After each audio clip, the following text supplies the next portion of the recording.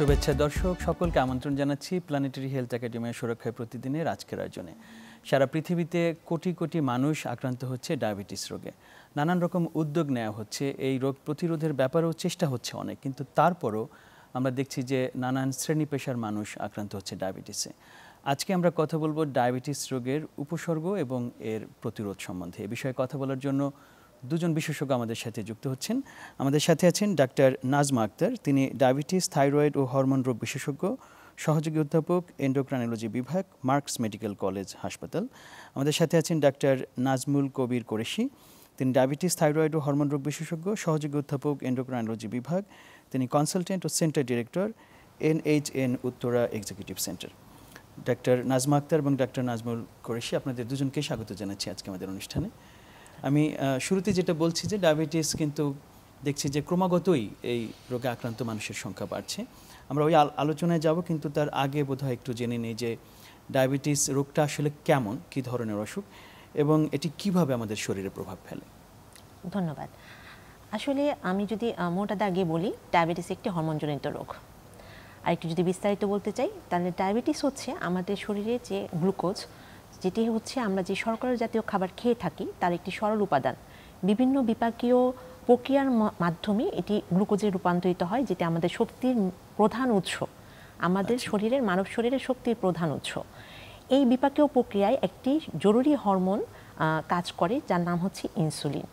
ইনসুলিনটি আসলে আমরা সবাই জানি প্যানক্রিয়াস আমাদের শরীরে একটি গ্রন্থি, যেখান থেকে বিটা সেল, সেখান থেকে ইনসুলিনটির নিঃসরণ ঘটে। ইনসুলিনের কাজ হচ্ছে এই পুরো বিপাকীয় কাজটিকে সুন্দরভাবে পরিচালনা করা, তাতে আমাদের কোনো ধরনের প্রবলেম আসলে হয় না। কিন্তু যখন এই ইনসুলিনের অপ্রতুলতা অথবা অকার্যকারিতা অথবা সিক্রেশন কম হচ্ছে, নিঃসরণ কম হচ্ছে, এরকম কোনো ঘটনা ঘটে থাকে, তখন আমাদের এই যে পুরো বিপাকীয় প্রক্রিয়াটি ব্যাহত হয়, তখনই আসলে ডায়াবেটিস, আমাদের রক্তের গ্লুকোজের মাত্রাটা বেড়ে যায়। এই রক্তের গ্লুকোজটি তখন কিন্তু আর বডির আমাদের সাধারণত নর্মালি যেটা হয় যে ইনসুলিন এই গ্লুকোজকে আমাদের শরীরের বিভিন্ন কোষে তাকে সংরক্ষণ রাখে এবং প্রয়োজনে আমাদের শরীরের প্রয়োজনে শক্তির উৎস হিসাবে সেটি তখন রক্তে চলে আসে। তো তখন যখন ডায়াবেটিস হচ্ছে ইনসুলিনের অপ্রতুলতা অথবা অকার্যকারিতা, এই দুই কারণে তখন কিন্তু আমাদের রক্তে যে গ্লুকোজটি সেটি যখন উচ্চমাত্রায় থাকে, সেগুলো কিন্তু আমাদের কিডনির মাধ্যমে, প্রস্রাবের মাধ্যমে বের হয়। যাওয়ার সময় সে কিন্তু অনেক পানি সহকারে বের হয়, যেটা আমাদের রোগীরা প্রায় এসে বলে যে আমার প্রস্রাব হয় ঘন ঘন এবং প্রচুর প্রস্রাব হয়। এবং এই যে প্রস্রাব হচ্ছে, তার সাথে যে সুগার চলে যাচ্ছে, তার কারণে তার শরীরে কিন্তু শক্তির উৎসের কিন্তু একটি ঘাটতি দেখা দেয়, যার ফলে তার কিন্তু খাওয়ার প্রবণতাটা বেড়ে যায়। রোগীরা এসে বলে যে আমার কিন্তু খাওয়ার চাহিদা বেড়ে গেছে, আমি কিন্তু এখন অনেক খাই, বাট আমার শরীর শুকিয়ে যাচ্ছে, কারণ তার যে শরীরের শক্তির উৎসটা সেটি কিন্তু আর নেই। তো শক্তির উৎসর অল্টারনেটিভ হিসাবে তখন আমার বডির যে অন্যান্য খাদ্য উপাদানগুলো আছে, যেগুলো হয়তো বা আমাদের বিভিন্ন কোষে ডিপোজিট ছিল, সংরক্ষিত ছিল, সেগুলো তখন ব্রেকডাউন হওয়া শুরু করে, যেমন প্রোটিন, লিপিড। তো আমাদের বডির তখন ব্রেকডাউন হওয়া শুরু করে, যার ফলে রোগীরা এসে বলে যে আমার ওজন কমে যাচ্ছে। আর তার সাথে সাথে আমার যেহেতু প্রচুর প্রস্রাব হচ্ছে, আমাদের বডিতে, আমাদের যে ব্রেইনে আমাদের পিপাসার একটি জায়গা আছে, সেখান থেকে কিন্তু পানি পিপাসাটা স্টিমুলেশনটা চলে আসে, তখন রোগী খুব ঘন ঘন পানি খাচ্ছে। তো ওভারঅল আসলে যেটা যে ইনসুলিনের অপ্রতুলতা, অকার্যকারিতা, এই যে পুরা বিপাকীয় কাজটা বা মেটাবলিক যে অ্যাক্টিভিটিটাকে হ্যাম্পার হওয়ার কারণেই আসলে ডায়াবেটিসটা হচ্ছে। আচ্ছা, খুব চমৎকার, এবং আপনি খুব সুন্দর করে উপসর্গগুলো কিন্তু জানিয়ে দিলেন যে কি কি উপসর্গ আসলে দেখা যায় যখন একজন লক্ষণ দেখা যায়, যখন একজন মানুষ এই সমস্যার মধ্য দিয়ে যায়, যাত্রাটা শুরু হয়। এর প্রেক্ষিতেই আমরা মনে হয় দুটো কথা প্রায় শুনি, যে যখন ডায়াবেটিস যাচ্ছে ডাক্তারের কাছে, যখন ডায়াগনোসিসটা হয় তখন টাইপ 1, টাইপ 2 এরকম দুটো শব্দ কিন্তু প্রায় শোনা যায়। এই দুটো ডায়াবেটিস ধরন আসলে কি, এবং সাধারণ মানুষ কি বুঝবে এই দুটো ডায়াবেটিস সে যখন দেখবে তার প্রেসক্রিপশনে লেখা? ধন্যবাদ। হ্যাঁ, আমাদের মেজর বাল্কটা হচ্ছে টাইপ 1 এবং টাইপ 2। আমাদের দেশে টাইপ 2টা বেশি, অনেক বেশি, টাইপ 1টা কম। তো এটা আমাদের রোগীরাও জিজ্ঞেস করেন যে আমার কি টাইপ 2 হয়েছে কি বা টাইপ 1 হয়েছে, এটা সবার জিজ্ঞাসা থাকে আর কি। আরও কিছু ডায়াবেটিস আছে, যেমন আদার স্পেসিফিক ডায়াবেটিস, গর্ভকালীন ডায়াবেটিস, ইদানিং টাইপ 5 ডায়াবেটিস নিয়ে কথা হচ্ছে। তারপরেও এই দুটো হচ্ছে মেজর বাল্ক। আমাদের যে গ্লোবালি যে ডায়াবেটিস হয়েছে 95% এটাই কাভার করে, এবং আমাদের দেশেও এইটাই একই ধরনের প্রিভ্যালেন্স, যে 95% বা 90%-এর উপরে হচ্ছে টাইপ 2 ডায়াবেটিস, কিছু হচ্ছে টাইপ 1 ডায়াবেটিস। তো সহজ করে বলতে যে টাইপ 2 ডায়াবেটিসটা আমি আগে শুরু করি, যেটা এটা আমাদের বেশি। টাইপ 2 ডায়াবেটিসটা সাধারণত একটু বয়স অ্যাডভান্স এজে হয়, 30 বছরের পরে 35 বছরের পরে হয়। এখানে একটা যদি একটু ভাগ করে বলি যে আসলে দুইটা মেকানিজম, ফলে তার উপসর্গগুলো একটু ডিফারেন্ট হয়। এখানে কিছুটা ইনসুলিনের মাত্রা কমে আসে, উনি যেটা বলছিলেন। আরেকটা হচ্ছে ইনসুলিন কার্যকর হচ্ছে না, যেখানে যে কাজ করা দরকার আমাদের ফ্যাট সেল, মাসল সেল, সেখানে কাজ করছে না। সো এই দুটো একটা কম্বিনেশনের ফলে একটা স্পেকট্রাম তৈরি হয়, রোগের একটা স্পেকট্রাম তৈরি হয়। রোগের উপসর্গগুলো কিন্তু বিভিন্নভাবে আসতে পারে। কখনো কখনো হয়তো কোনো উপসর্গই থাকছে না, 1/3 কিন্তু উপসর্গই বলতে পারে না, কোনো কারণে ব্লাড টেস্ট করেছে, ধরা পড়েছে সুগার হাই, হ্যাঁ এটা হয়। আর কিছু কিছু ক্ষেত্রে কিছু সিমটম নিয়ে আসে, যেগুলো উনি বললেন, এটা আমরা টিপিক্যাল সিমটম বলি, সেগুলো নিয়ে বেশ ভালো একটা অংশ 1/3 প্রেজেন্ট করতে পারে। আর একটা অংশ হচ্ছে যে কমপ্লিকেশন নিয়ে আসতে পারে, আর চোখের সমস্যা, হার্টের সমস্যা, স্ট্রোক বা পায়ের কোনো সমস্যা, তখন ধরা পড়ছে। তো বিভিন্ন স্পেকট্রামে কিন্তু আসতে পারে। কিন্তু টাইপ 1টা হচ্ছে ক্লিন কাট, অর্থাৎ এখানে অ্যাবসোলিউটলি এখানে মেকানিজম ওই প্রথমটা, সেটা হচ্ছে একদম ইনসুলিনের মাত্রা বডিতে কমে যায়, ইনসুলিন প্রোডাকশন হচ্ছে না, রিলিজ হচ্ছে না। সো আমাদের শরীরে টিপিক্যাল যে সিমটমটা, যে ক্ষুধামন্দা বেড়ে যাওয়া, ওজন কমে যাওয়া, ঘন ঘন প্রস্রাব হওয়া, টিপিক্যাল সিমটম, এটা নিয়ে সরাসরি প্রেজেন্ট করবে টাইপ 1 যেটা। টাইপ 1 যেটা। টাইপ 2 প্রেজেন্ট করতে সময় নিতে পারে। ইভেন বলা হয় যে টাইপ 2 ডায়াগনোসিসের 8 থেকে 10 বছর আগে প্রসেসটা শুরু হয়ে গেছে। টাইপ 1 কিন্তু সময় নেবে না, খুব দ্রুত প্রেজেন্ট করবে। কবি বলবে আমার 2-3 সপ্তাহ আগে আমি ভালো ছিলাম, এখন হঠাৎ করে আমার এই সমস্যাগুলো তৈরি হচ্ছে। সাধারণত টাইপ 1টা একটু কম বয়সে হয়। আমরা ট্র্যাডিশনালি জানি যে বাচ্চাদের হয় বা কম বয়সে, ইয়াং এজে হয়, যদিও ওভারল্যাপ আছে। এই ধরনের এই গ্রসলি এগুলো হচ্ছে পার্থক্য। আর চিকিৎসা ক্ষেত্রে যদি বলি, টাইপ 2 চিকিৎসার অনেক কিছুই আছে, ওষুধ আছে, ইনসুলিন আছে। টাইপ 1-এ কিন্তু শুধু ইনসুলিন দিয়ে চিকিৎসা করতে, কারণ সেখানে প্রসেসটাই হচ্ছে আমার শরীরে একদমই ইনসুলিন তৈরি হচ্ছে না। সো টাইপ 1-এর ক্ষেত্রে প্রেজেন্টেশনটা very typical, straight forward and very short duration. Type 2টা একটু কমপ্লেক্স, বিভিন্নভাবে কিন্তু আসতে পারে, এবং এটাই হচ্ছে আমাদের মেজর বাল্ক, যেখানে আমাদের আসলে আমাদের পপুলেশনে বেশি এফেক্ট করছে। আচ্ছা, অনেক ধন্যবাদ ডক্টর কোরেশি সুন্দর করে ব্যাখ্যা করার জন্য। বোঝাই যাচ্ছে যে ডক্টর নাজমা আপনার কাছে আসি যে অনেক কিছুই গোপন থাকছে, আমাদের শরীরের ভিতরে ঘটে যাচ্ছে, কিন্তু আমরা বুঝতে পারছি না। একটা সময় গিয়ে হয়তো যখন প্রকাশ হয় তখন আমরা সন্দেহ করতে পারি যে ডায়াবেটিস হলো কি হলো না। তাহলে এই প্রসঙ্গে বোধহয় আমরা, যদি আপনি শুরুতে খানিকটা বলেছেন যে কী কী প্রভাব আমাদের শরীরের উপরে পড়ে, সেটাই নিচে উপসর্গ হয়ে আমাদের পরবর্তীতে প্রকাশিত হয়। তাহলে ডায়াবেটিসের টাইপ 1 হোক বা টাইপ 2 হোক, দুটোর ক্ষেত্রে কিছুটা আলাদা তো হবেই, যেটা ডক্টর কোরেশি বললেন। তারপর আপনি যদি আবার একটু বিস্তারিত করেন যে কী কী উপসর্গ দেখে আমরা বুঝবো যে আমার বোধহয় ডায়াবেটিস হয়েছে, আমার এই ব্যাপারে এখনই ডাক্তারের কাছে যাওয়া দরকার। জি, ধন্যবাদ। আসলে এখন আমাদের কাছে রোগীরা আসলে নিজেরাই এই উপসর্গগুলোর ব্যাপারে বিভিন্ন রকমের ওয়েব পেজ অথবা অনলাইনের অনেক কিছু আছে, যেখান থেকে তারা কিন্তু কখনো কখনো কিছু উপসর্গগুলো শুনে জেনে তারা যখন নিজেরা ফিল করে, তখন কিন্তু আমাদের কাছে চলে এসে কিন্তু সরাসরি বলছে। তাহলে আমি যদি একটু আবার একটু ভাগ করে বলি, যে টিপিক্যাল, যেটা একদম শুনলেই আপনার মনে হবে যে এটা হয়তো বা ডায়াবেটিস হওয়ার সম্ভাবনাটাই বেশি, সেগুলোর মধ্যে যেটা আমরা শুরুতেই বলছিলাম যে তার প্রস্রাব, ঘন ঘন প্রস্রাব হওয়া, যেটা আমরাকে পলিউরিয়া বলি। তারপর তার পিপাসা বেড়ে যাওয়া, ঘন ঘন পানি পিপাসা, সে খুব প্রচুর পানি খাচ্ছে, প্রচুর বাথরুমে যাচ্ছে। রোগীরা এসে বলবে যে আমি রাতে আগে ঘুমানোর পর আমি হয়তো একবার বাথরুমে যেতাম, এখন আমাকে 2-3 বার উঠা লাগছে, আমার অন্য কোনো আদার্স কোনো প্রবলেম নেই, এটাই বেশি হচ্ছে, পানি খাচ্ছি অনেক বেশি, ওজন কমে যাচ্ছে, হ্যাঁ, খাওয়ার চাহিদা বেড়ে গিয়েছে, আমি অনেক খাচ্ছি বাট আমার ওজন বাড়ছে না। ঠিক আছে, আবার এক গ্রুপ কিন্তু এসে বলবে আমার ওজন বেড়েও যাচ্ছে, এরকমও আছে। হ্যাঁ, খুব দুর্বল বোধ করা, এগুলো হচ্ছে একদম টিপিক্যাল ফিচার।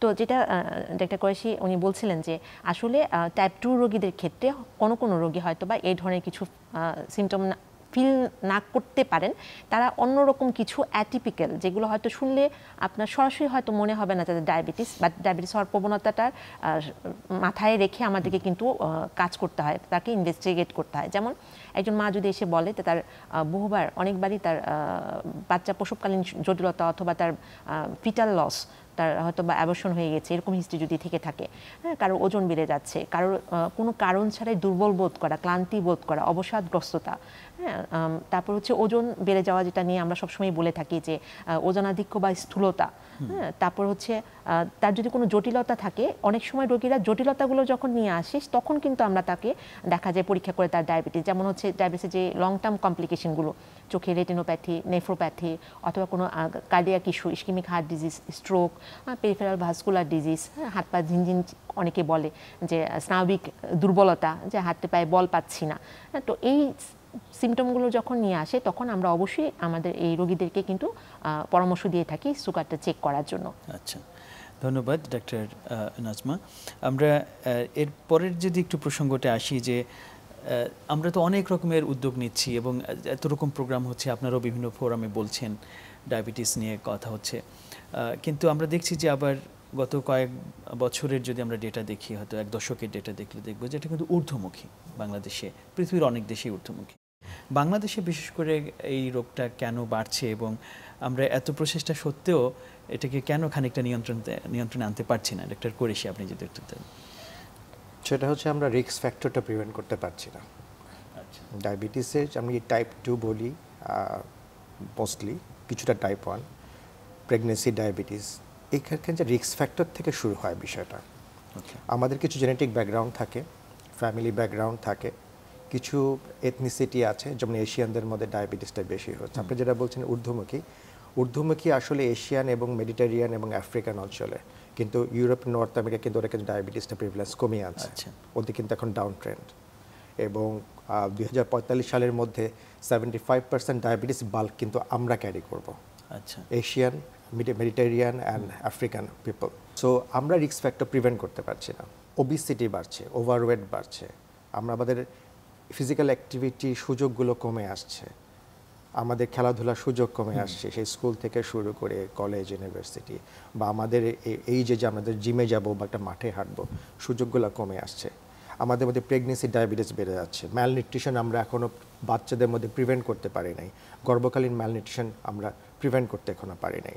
আমাদের যে রিস্ক ফ্যাক্টর আইডেন্টিফিকেশন, এটাকে আইডেন্টিফাই করা, এটা স্টার্ট হবে প্রাইমোরিয়াল লেভেল থেকে একদম। আমাদের সোশ্যাল অ্যাওয়ারনেস, দুইটা অ্যাপ্রোচ, একটা রিস্ক ফ্যাক্টর অ্যাপ্রোচ, একটা হচ্ছে পপুলেশন অ্যাপ্রোচ। আমাদের এডুকেশন পপুলেশন বেজে আমরা রিস্ক ফ্যাক্টরকে অ্যাকনলেজ করছি না, অ্যাড্রেস করছি না, এটাকে আমরা প্রিভেন্ট করছি না, ফলে আমাদের ডায়াবেটিস বাড়ছে। সো মোট কথাই হচ্ছে রিস্ক ফ্যাক্টর আমরা ধরতে পারছি না, আমরা রিস্ক ফ্যাক্টরকে রিভার্স করতে পারছি না। সো আমাদের ডায়াবেটিস প্রিভ্যালেন্স বাড়ছে, খুব সহজ করে বললে। এখন এটার ক্ষেত্রে যেমন আপনি আরবানাইজেশনের কথা যখন বলছিলেন, ওটাই কিছু জিনিস আমাদের, আমরা বিশেষ করে যারা গ্রামে বড় হয়েছে, আমাদের সবারই তো গ্রামে কিছুটা কানেকশন আছে, সেই প্রসঙ্গে মনে হয় একটুখানি আপনার মন্তব্য নেই যে আরবানাইজেশন শুধু শহরের ব্যাপ্তি বাড়ছে তাই না, শহরের জীবনযাত্রার কম্পোনেন্টগুলো গ্রামে চলে যাচ্ছে। যেমন আগে গ্রামে মানুষ হেঁটে বাজারে করতে যেত, এখন সে খুব সহজে একটা মেকানাইজড ভ্যানে চলে যাচ্ছে, এখন অটো হয়ে গেছে, গ্রামেও কিন্তু অটো চলে গেছে, সুতরাং হাঁটার অভ্যাস কমে গেছে। এই জায়গাগুলো গ্রামের মানুষ কিন্তু সচরাচর ভাবতো যে সে বুঝি ডায়াবেটিস হবে না বা কিছু, অনেক কাজ করছে। এই জায়গাগুলোকে নতুন করে অ্যাড্রেস করার প্রয়োজন পড়েছে, খুবই দরকার। আপনি আসলে অ্যান্সারটা কিন্তু আপনি আসলে বলে দিয়েছেন যে আমাদের গ্রামটা কিন্তু এখন আরবানাইজ হয়ে যাচ্ছে। ছোটোবেলায় আমি যখন ছোট ছিলাম, বাসে করে যখন গ্রামের বাড়ি যেতাম, সেখান থেকে না আমাকে 3-4 কিলো হেঁটে তারপর আমার নানি বাড়ি যেতে হতো। আর এখন আমি আমার গাড়ি করে আমি ওখানে যে স্টপ করি, ওখান থেকে গাড়ি ড্রাইভ করে আবার বাসায় ব্যাক করছি। এটা আমি আমার কথা বলছি না, সবার কথা বলছি। রাইট। আগে আপনি গ্রামে রিক্সা দেখতে পারতেন না, এখন অটো রিক্সা দেখতে পাচ্ছেন গ্রামের মধ্যে। গ্রামে আপনি একটা ফাস্টফুডের দোকান পেতেন না, এখন আপনি কনফেকশনের দোকানে, চায়ের দোকানে চা পেতেন, শুধু পান পেতেন, আর কিছু পেতেন না। এখন আপনি চিপস পাবেন, বিস্কিট পাবেন, কোল্ড ড্রিঙ্কস পাবেন, সব কিছু পাবেন। গ্রামে এখন খেলার জায়গা নাই, সেখানে এখন বাসা হচ্ছে, বাসা বিল্ডিং হচ্ছে। সো আরবানাইজেশন তো যেটা আপনি বলেন, এটা আসলে হয়ে গেছে। সো যখন আরবানাইজেশনের এই ট্র্যাডিশনটা ট্রান্সফর্ম হবে, আপনি তো সেটার সঙ্গে রিস্ক ফ্যাক্টরগুলো কিন্তু নিয়ে যাচ্ছেন, ফলে এখন আর ওই ভাগ করার সুযোগ নেই যে আমাদের গ্রামে ডায়াবেটিস হবে না, ওখানে আমি ইন্টারভেনশন দিব না, শহরে হবে এখানে ইন্টারভেনশন দেব। সো ওইটাই আমার রিস্ক ফ্যাক্টর ইন্টারভেনশন এখন পপুলেশন বেস অ্যাপ্রোচ করার সময় হয়ে গেছে, ভেরি হাই নিড। সেটাই। অনেক ধন্যবাদ ডক্টর কোরেশি। ডক্টর নাজমা, কথা প্রসঙ্গে ডক্টর কোরেশি বলছিলেন যে আমাদের এই অঞ্চলের মানুষের ভেতরে জিনগত কারণে আসলে ডায়াবেটিসের ঝুঁকি খানিকটা বেশি।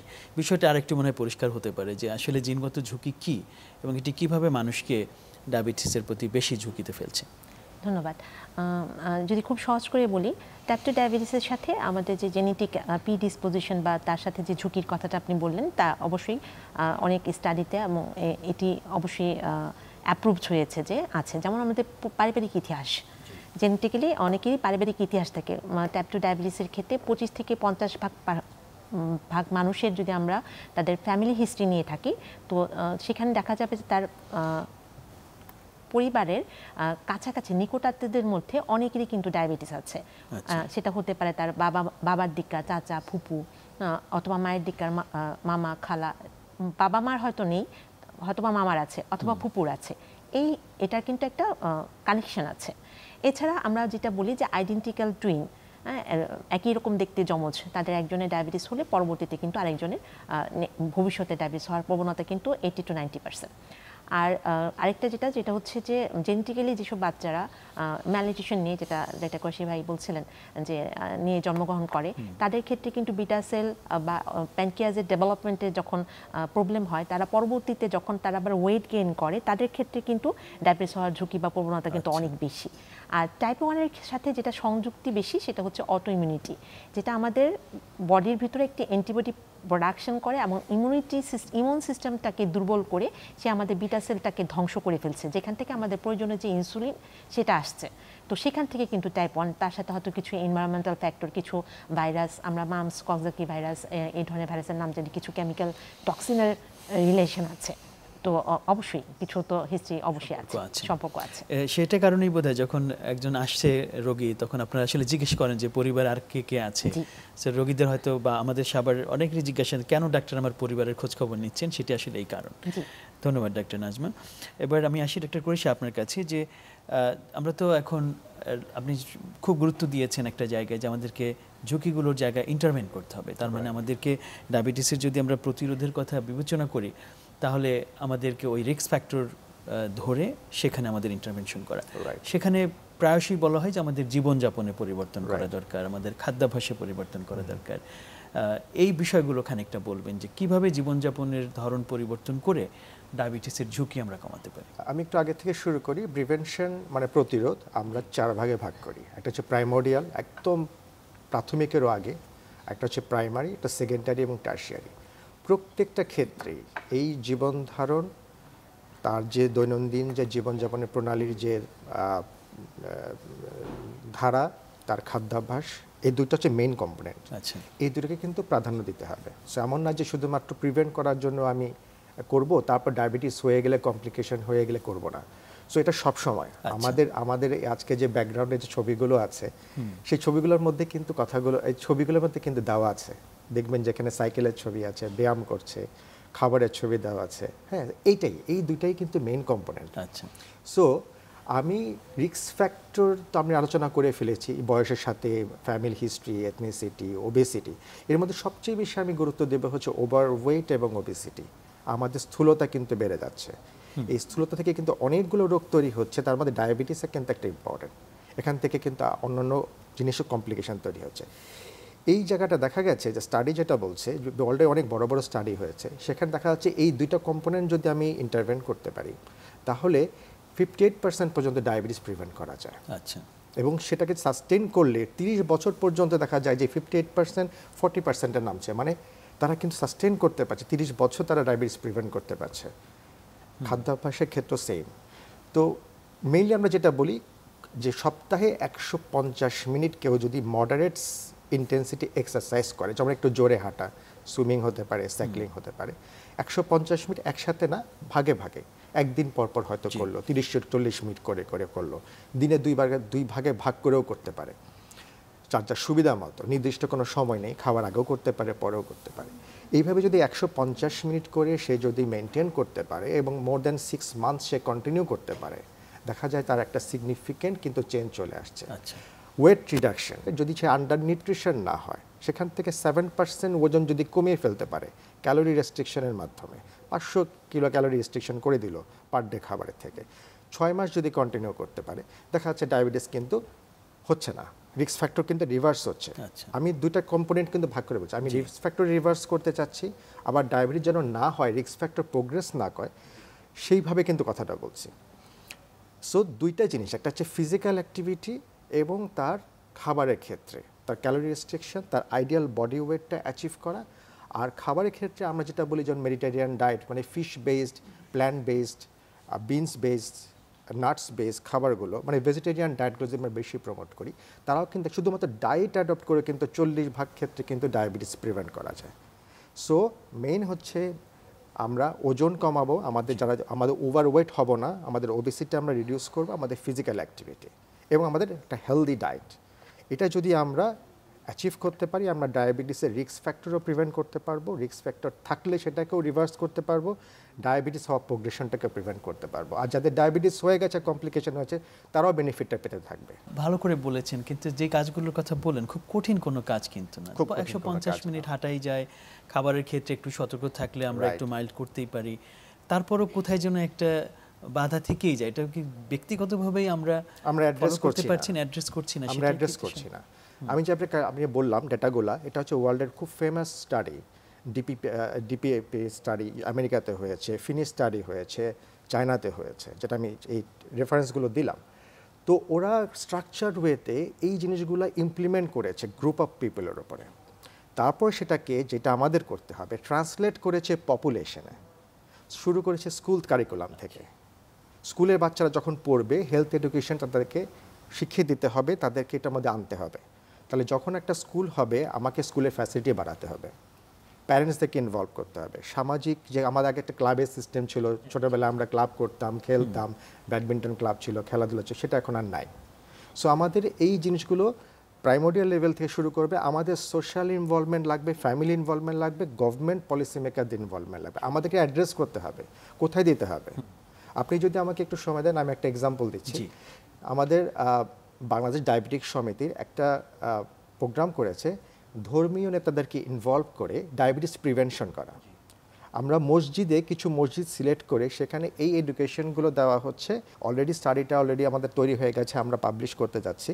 তো সেখানে দেখা যাচ্ছে এই ইন্টারভেনশন করে আমরা 40% কিন্তু গত 2 বছরের মধ্যে কম্পেয়ার যাদেরকে আমরা ইন্টারভেনশন দেইনি, তাদের মধ্যে কিন্তু রিস্ক ফ্যাক্টর প্রোগ্রেশন বা রিভার্সাল কিন্তু বেশি হয়েছে।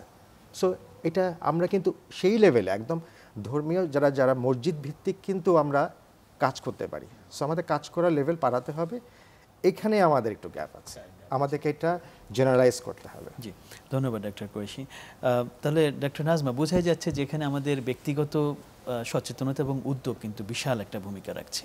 অনেক নিয়মকানুন আমরা জানি কিন্তু মানি না বলেই কিন্তু সেটার সুফলটা আমরা পাই না। তাহলে বোঝা যাচ্ছে বা বলতে হবে যে ঘর থেকে এই প্র্যাকটিসটা শুরু হওয়া দরকার। আমরা যারা দিন শেষে ঘরে ফিরছি বা যারা ঘরে থাকছে, কাজ করছে, বাচ্চারা আছে, তাদেরকে সবাইকে নিয়ে আমরা ঘরোয়া পরিবেশে কিভাবে ডায়াবেটিসটা নিয়ন্ত্রণ করতে পারি? আপনি ঠিকই বলেছেন। যখন একটা ফ্যামিলির কেউ একজন ডায়াবেটিসে আক্রান্ত হচ্ছেন, তো সেখানে কিন্তু সচেতনতা পুরা ফ্যামিলিরই হওয়া উচিত। কারণ একটু আগে আমরা যেটা বলছিলাম যে পারিবারিক ইতিহাস কিন্তু ইন্টারকানেক্টেড, যে কারোরই যে কোনো সময় হতে পারে। তো সেক্ষেত্রে ওই একজন ব্যক্তির জন্য যদি আমি তাকে বলি যে আপনি এইভাবে খাবেন, এইভাবে হাঁটবেন, তার জন্য এটা একটা বার্ডেন মনে হতে পারে যে বাকি সবাই একই টেবিলে বসে আমি একটা ডায়েট প্ল্যানের খাবার খাচ্ছি, অন্যরা তাদের ইচ্ছা মতো খাচ্ছে। তো যেহেতু সবাই ঝুঁকিতে আছেন, আমাদের পরামর্শটা হচ্ছে পারিবারিকভাবে যদি আমরা প্রথম থেকে সুষম, আমরা কিন্তু ডায়েট যেটা চার্ট দিই সেটা কিন্তু সুষম খাবার, এমন না যে কাউকে ডায়েট রেস্ট্রিকশন দেওয়া হয়, যেটা হচ্ছে আমার ক্যালোরি রিকোয়ারমেন্ট অনুযায়ী তাকে কতটুকু খাবার দেওয়া হবে সেটাকে একটা নির্দিষ্ট পরিমাণে নির্দিষ্ট টাইমিংয়ে নিয়মতান্ত্রিকভাবে গ্রহণ করা। কোনো খাবারই কিন্তু একদম না যে এটা একদম খাওয়া যাবে না, যদি একদম স্ট্রিক্ট কোনো কন্ট্রাইন্ডিকেশন না থাকে। তাহলে আমরা যদি সবাই একই ডায়েট প্ল্যানে খাই, পুরা ফ্যামিলিটা, প্রথম থেকেই আমার ডায়াবেটিস হয় নাই, কিন্তু আমি যে বলছিলেন যে প্রিভেনশনের কথা, তাহলে কিন্তু তার জন্য এটা ইজি হয়ে যায়। সবাই আমরা একই সাথে হাঁটতে গেলাম, পুরা ফ্যামিলি। বাইরের দেশে কিন্তু আছে, আমাদের দেশেও কিছু কিছু হয়েছে যে একই সাথে হাঁটার একটা গ্রুপ, পাড়া ভিত্তিক, ক্লাব ভিত্তিক অথবা বয়স ভিত্তিক একটা গ্রুপ। এখন কিন্তু এই ছোট ছোট গ্রুপগুলো হচ্ছে। একা একা আপনি হাঁটতে যাবেন, আপনার বোরিং লাগতেই পারে। আপনি যখন একটা গ্রুপ করছেন, একটা হোয়াটসঅ্যাপ গ্রুপ করে ফেলেন, আপনার হয়তোবা গ্রুপে আপনারা কমিউনিকেট করছেন, আচ্ছা চলেন বেরোচ্ছি, আমি কোনায় আসছি, আপনি আসেন। তাহলে কিন্তু এই হাঁটার ব্যাপারটা তখন আর বার্ডেন মনে হবে না, এটা একটা রিক্রিয়েশনের মধ্যেই চলে যাবে। তারপর অনেকে আছে যে যখন বলি যে আপনাকে হাঁটতে হবে বা এক্সারসাইজ করতে হবে, তো তিনি আমাদেরকে বলেন যে ম্যাডাম সকালবেলা 7টার সময় অফিসে বের হয়ে যায়, আস্তে আস্তে রাতে 10টা 11টা, আর কখন? তো সেই ক্ষেত্রে কিন্তু একটা পরামর্শ আমি আমার তরফ থেকে দিয়ে থাকি যে আপনি যখন অফিসে যান তখন আপনার যে অংশটা অফিস থেকে 30 মিনিটস আগে আপনি গাড়ি থেকে নেমে যাবেন, ওই অংশটা আপনি হেঁটে চলে যান। অথবা ব্যাক করার সময় যেখানে আপনার বাসা সেখান থেকে যদি আপনি 30 মিনিটস হেঁটে বাসায় আসেন, গাড়িটা ছেড়ে দিন, তাহলে কিন্তু আপনার এক্সট্রা করে আলাদা করে সময় বের করা লাগে না। অফিসগুলোতেও যদি আমরা আমাদের যে ডায়েটে অনেককে বলছি যে আপনি দুপুরে এইভাবে খাবেন, সে বলছে যে ম্যাডাম আমার তো ক্যান্টিনের খাবার, অফিস থেকে বাসা থেকে নিয়ে যাওয়ার খুব একটা স্কোপ থাকে না, আমি এই খাবারটা কীভাবে ম্যানেজ করব? প্রায় সময় আমাদের অনেক মিটিং থাকে, মিটিংয়ের খাবার কিন্তু সবসময় ফাস্টফুড, খুব রিচ ফুড থাকে। তো সেক্ষেত্রে যদি আমরা এই হেলথ এডুকেশনগুলো যদি আমরা সব জায়গাতে স্প্রেড করতে পারি, সবার জন্য যদি একটু হেলদি হোক মিটিং, সেখানে যদি একটা হেলদি ফুডের আইটেম আমরা মেনু রাখতে পারি, তাহলে কিন্তু আমাদের সবার জন্য সেটা খুব ভালো। আমরা এসকেলেটরগুলো ইউজ না করে, লিফট ইউজ না করে আমরা সিঁড়ি ব্যবহার করতে পারি। হ্যাঁ, আমরা রাস্তা পারাপারের সময় কিন্তু আমরা সিঁড়িগুলো ব্যবহার করতে পারি। আমাদের স্কুলগুলোতে যেগুলো কৈশী ভাই বলছিলেন যে সেখানে যদি একটু খেলার মাঠ বা স্কুল বাচ্চাদের জন্য একটা ডেডিকেটেড আওয়ার গেমসের জন্য বা তাদের যে আউটডোর গেমসগুলোকে যদি এনকারেজ করা হয়, সেটা কিন্তু একটা বড় জিনিস। তো আর সবচেয়ে বড় কথা হলো যে পরিবারের থেকে একটা সাপোর্ট থাকা লাগে, যে মানসিকভাবে হোক যে আমরা তোমার সাথে আছি, তাহলে কিন্তু এই জার্নিটা খুব সহজ হয়ে যায়। সেটাই। ধন্যবাদ ডাক্তার নাজমা। আমরা প্রায় শেষের দিকে চলে এসি অনুষ্ঠানের। ডাক্তার কোরেশি, আপনার কাছে আসি যে এই যে ডায়াবেটিস আমরা চাই কারোরই না হোক, কিন্তু তারপরও যখন হয়ে যায় তখন কিন্তু শেষের দিকে বেশ কিছু জটিল পরিস্থিতি তৈরি হয়।